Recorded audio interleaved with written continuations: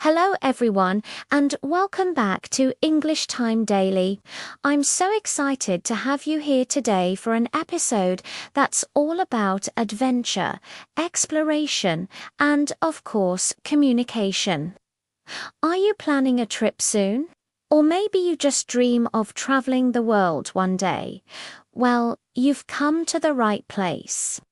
Today, we're diving into mastering travel conversations, essential phrases for every journey.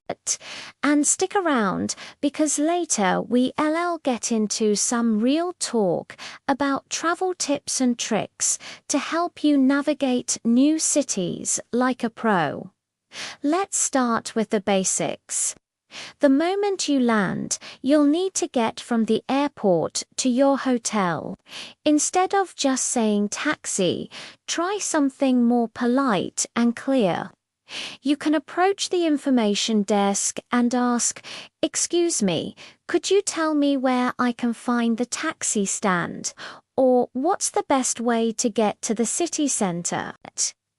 If you prefer public transport, you could ask, "Is there a shuttle bus to downtown?"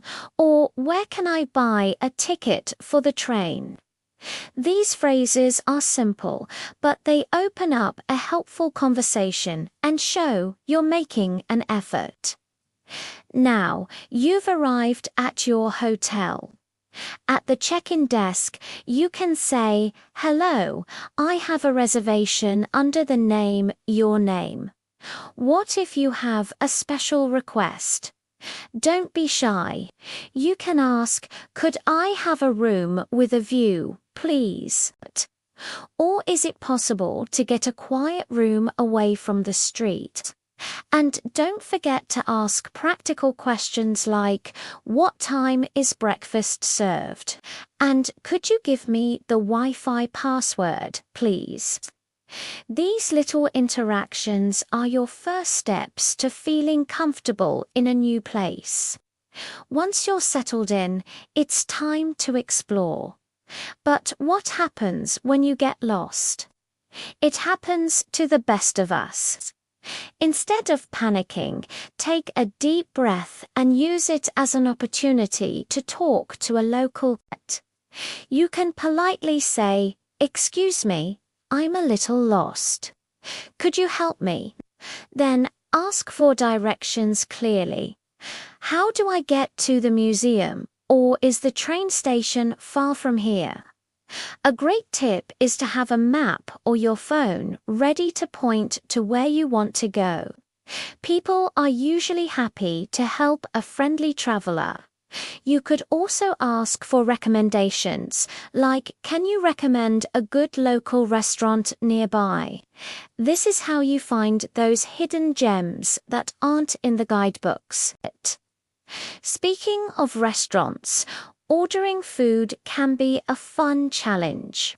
When you walk in, you can say, "A table for two, please." When you're ready to order, you can get the waiter's attention with a simple, "Excuse me, then."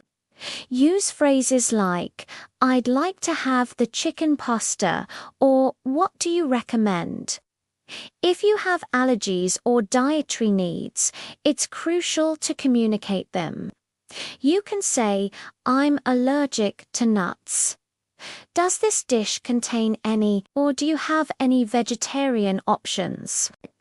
And when you're finished, you can say, "Could we have the bill, please?" Or "Can I pay by card?" Mastering these phrases will make your dining experiences so much smoother and more enjoyable.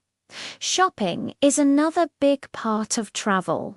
Whether you're in a big department store or a small local market, knowing what to say is key.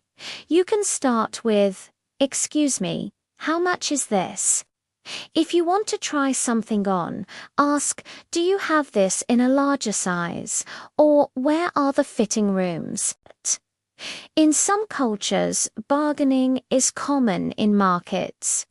You can politely ask, "Is this the best price?" But remember to be respectful and friendly about it. A smile goes a long way.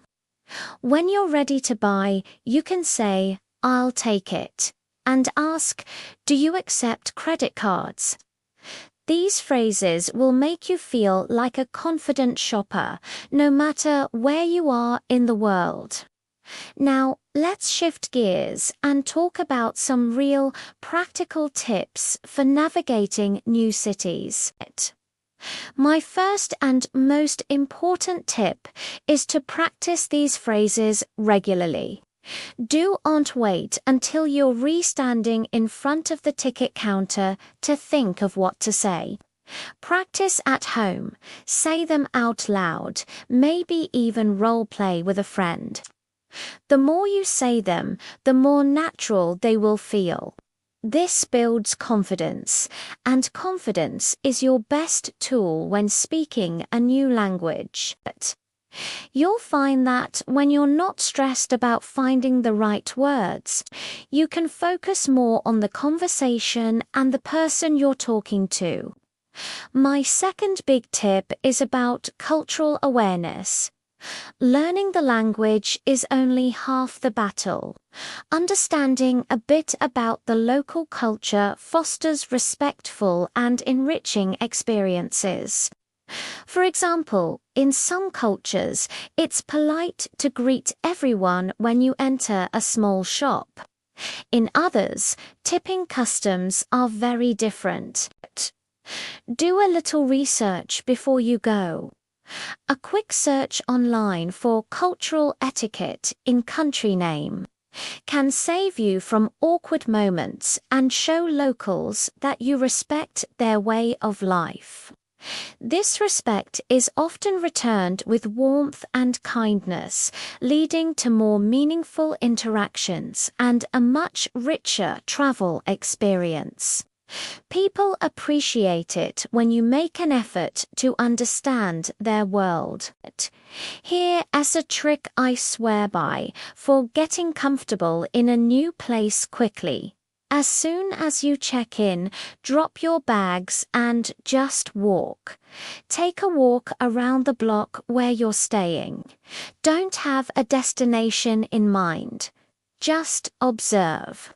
Look at the small shops, see how people greet each other, find the nearest convenience store or coffee shop. This simple act helps you build a mental map of your immediate surroundings.